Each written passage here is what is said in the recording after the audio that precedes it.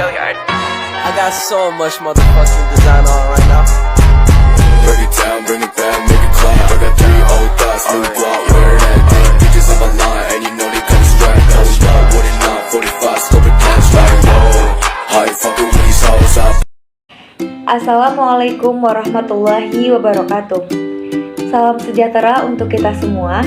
Yang terhormat Ibu Nita Sofia SPD MPDE selaku dosen pengampu pada mata kuliah perkoperasian. Seterusnya teman-teman yang berbahagia. Perkenalkan, kami dari kelompok pertama pada mata kuliah perkoperasian. Di sini kami akan membahas materi mengenai latar belakang sejarah dan munculnya gerakan koperasi di dunia. Namun sebelum masuk kepada bahasan materi, saya akan memperkenalkan terlebih dahulu anggota dari kelompok pertama. Kami dari kelompok pertama beranggotakan 2 orang, yaitunya saya sendiri Aulia Wulan Aprila dengan NIM 21053004 dan rekan saya Amani Raudatus Syifa dengan NIM 21053001. Baiklah teman-teman semuanya, pada materi ini kami akan membahas 2 poin inti. Yang pertama adalah koperasi sebagai suatu sistem, dan yang kedua adalah dampak revolusi industri dan timbulnya tokoh-tokoh pemikir koperasi. Nah, kita bahas terlebih dahulu bahasan materi yang pertama, yaitunya mengenai koperasi sebagai suatu sistem.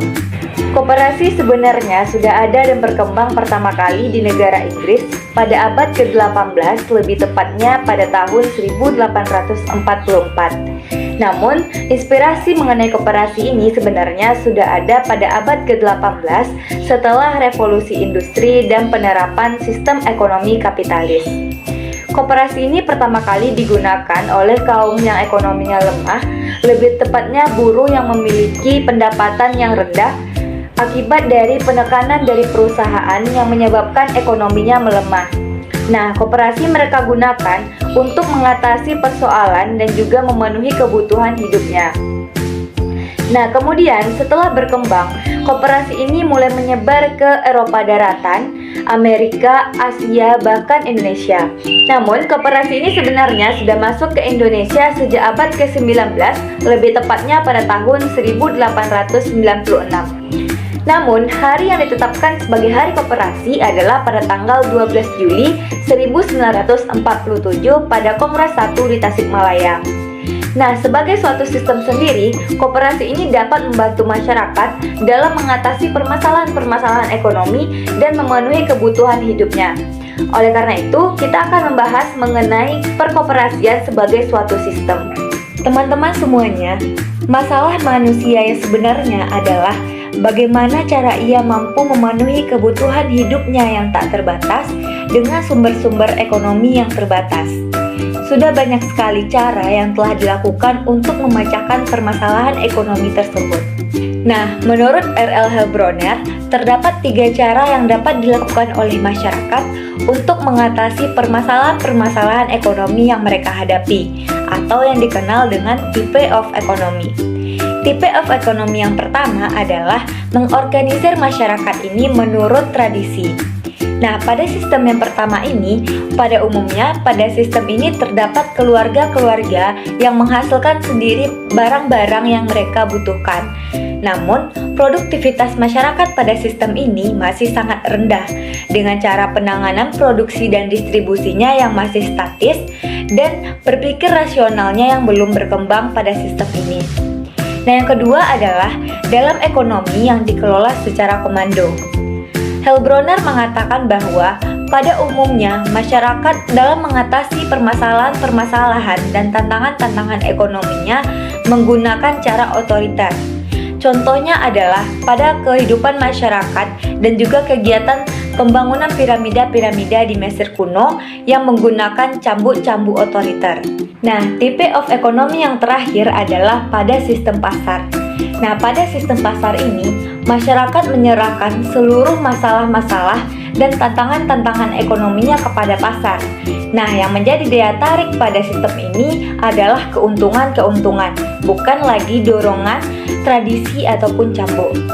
Teman-teman semuanya, meskipun cara yang digunakan oleh masyarakat dalam memenuhi kebutuhan-kebutuhannya ini terus bermunculan seiring dengan perkembangan zaman dan waktu yang berbeda-beda, namun ketiga sistem ekonomi ini masih bisa ditemui oleh masyarakat pada saat ini.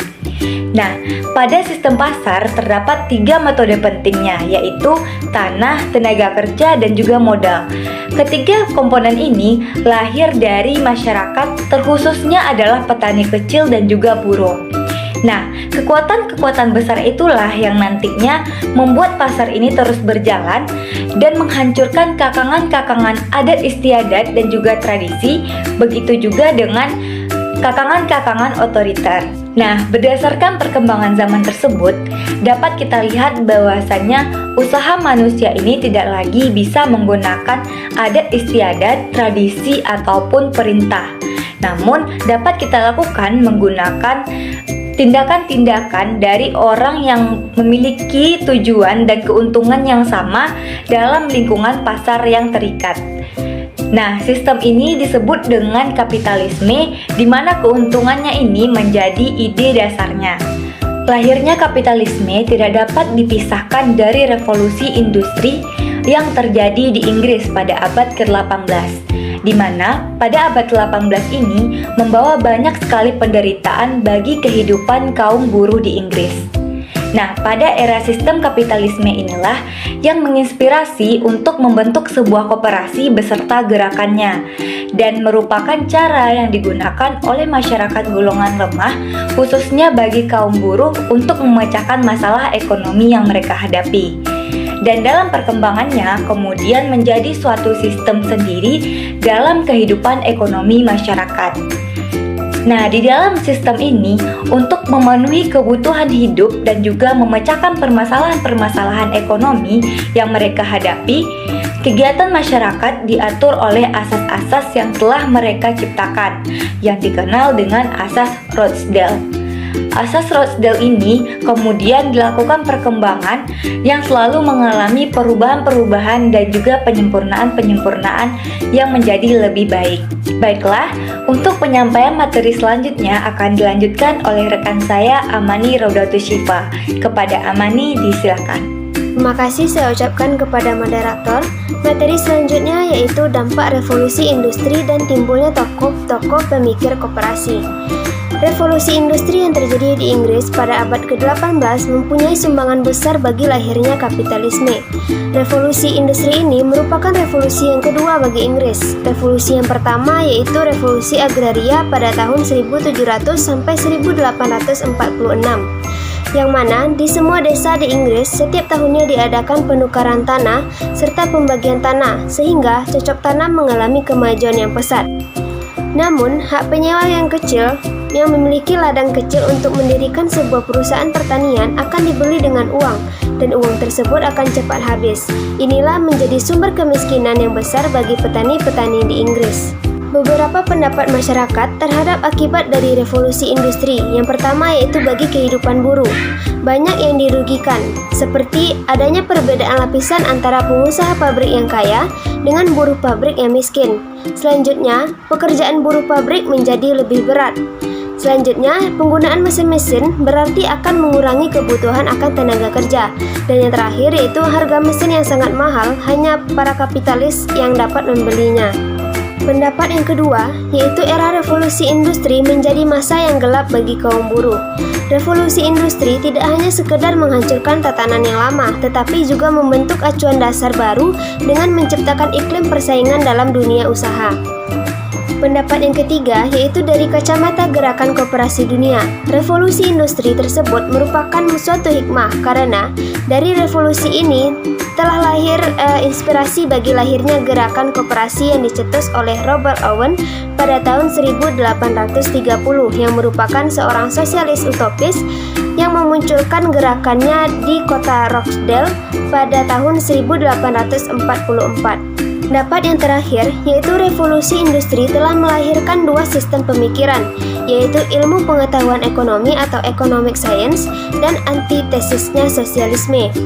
Robert Owen merupakan pejuang dan pelindung bagi kaum buruh karena anjuran-anjuran dan tindakannya seperti menurunkan jam kerja buruh dan penghapusan pemakaian tenaga kerja anak-anak di pabrik-pabrik. Yang kedua, kemiskinan dipecahkan dengan menjadikan orang-orang miskin itu menjadi lebih produktif.